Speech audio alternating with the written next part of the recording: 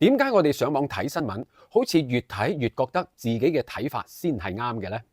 點解同朋友嗌交，總係覺得對方嘅論點唔合理呢？呢個可能係確認偏誤喺度作怪喎。簡單嚟講，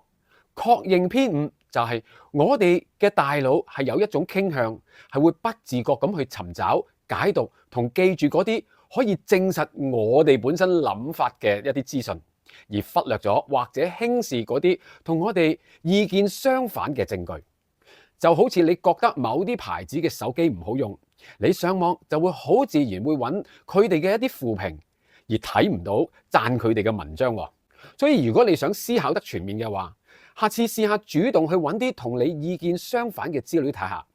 問下自己，如果我係錯嘅，會有咩證據呢？保持呢個開放嘅心態，先至係真正嘅智慧。